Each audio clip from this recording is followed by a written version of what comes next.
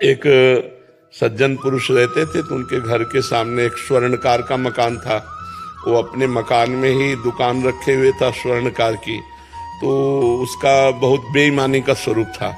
और वो उनके पास जब रात्रि में गश्त देते आते तो दो सरकारी कर्मचारी उन्हीं के पास बैठते, खाते पीते, रात में वहीं शयन करते। अब उनको धीरे धीरे मित्रता हो गई, राज कर्मचारियों को पूरा पता चला कौन से बॉक्स में कहाँ क्या रहता है, कैसे। अब उनका मन खराब हुआ राज कर्मचारियों का कि अगर इसकी हत्या कर दी जाए तो इसका इतना धन, तो उन्होंने ऐसा कर दिया। और वो बॉक्स लेकर निकल रहे थे कि वो अच्छा आदमी जो सामने रहता था मकान में, उसने देखा तो उनका इसका मतलब है तुम कुछ गड़बड़ करके आ रहे हो। तो उनका देखो, हम तुम्हें बॉक्स में जितना है इसका आधा दे देंगे, चुपचाप अपने घर वापस चले जाओ, हम लोग भी चुप चले जाएंगे, फिर सुबह आके हम सब बना लेंगे। तो उसने कहा ऐसा नहीं होने देंगे, हम हल्ला मचाते हैं। उसने हल्ला मचा दिया। और राजकीय कर्मचारी, उनको गणित सब पक्की होती है, और जो ही हल्ला मचाए सो ही उन्होंने पकड़ लिया उसको और बॉस को उसके नजदीक रख दिया और कहा हमें पता है तू मार के आ रहा है और बचने के लिए नाटक कर रहा है। अब पूरी समाज में ये बात फैला दी कि इसने स्वर्णकार को मारा और ये बॉक्स ले जा रहा था, हमने पकड़ा इसलिए इसने हल्ला मचा दिया। पूरा केस उल्टा हो गया और सबको 100% समझ में आया ऐसा ही है किसी, और वो चिल्ला चिल्ला के कह रहा है लेकिन उसकी कोई बात नहीं सुन रहा।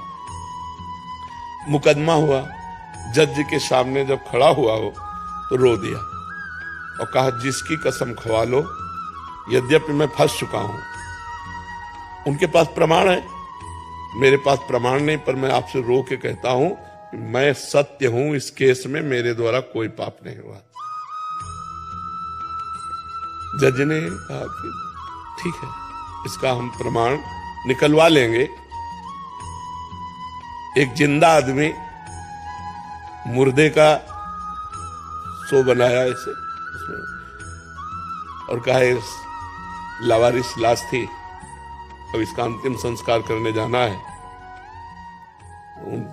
राज कर्मचारियों को भी आदेश किया, 2-4 लोगों को और कहा आप पीछे रहिए। एक तरफ उसको भी पकड़ाया जो मुजरिम था। वो गए, जब एकांत देखा तो कहा कहते थे आधा बॉक्स स्वर्ण ले ले तो बच जाता ना, फंसा दिया ना, अब पूरी जिंदगी जेल भोगेगा। और वहां डायरेक्ट लगाए हुए थे जिससे उनको सुनाई दे। तो उसने कहा चाहे फांसी हो जाए लेकिन हम इसमें दोषी नहीं है, दोषी तुम लोग हो और देख लेना भगवान तुम्हें दंड देंगे, ऐसी बात। अब जज के सामने तो प्रमाण मिल गया कि दोषी राज कर्मचारी हैं। तो उसने कहा इतने दिनों से मैं जेल भोग रहा हूं, इतने मेरे दुख और अपमान हुआ, ये क्यों, ऐसा क्यों हुआ? जज से कहा मैं निर्दोष था, मैं चिल्ला चिल्ला कह रहा था। तो जज ने कहा सही बताओ, हम किसी और जन्म की बात नहीं पूछते, इस जन्म में कोई ऐसा पाप किया है जो गुप्त हो और बड़ा हो? तो उसने कहा हाँ, हमारी एक प्रेमिका थी, हमारा मन मुटाव हुआ, वो हमारे ऊपर प्रहार किया, हमने ऐसे प्रहार किया तो हम चाहते नहीं थे लेकिन वो मृत, तो फिर हम अपने घर में ही गाड़ दिया। तो बोले देखो वो पाप का दंड इस रूप में तुम्हारे आया। जो गुप्त पाप हमसे हो जाते हैं, जिनका ना सरकारी दंड मिलता है ना भागवतिक दंड मिलता है, जैसे भीष्म पितामह जी 6 महीना बाणों की सैया पर है, वो कह रहे प्रभु इस जन्म में तो बाल ब्रह्मचारी आपकी भक्ति करने वाला कोई दोष नहीं, फिर 6 महीना बाणों की सैया पर, और मैं कई जन्मों तक देख रहा हूं। भगवान ने कहा 100 जन्म के बाद का ये पाप है। तो हम लोगों के बहुत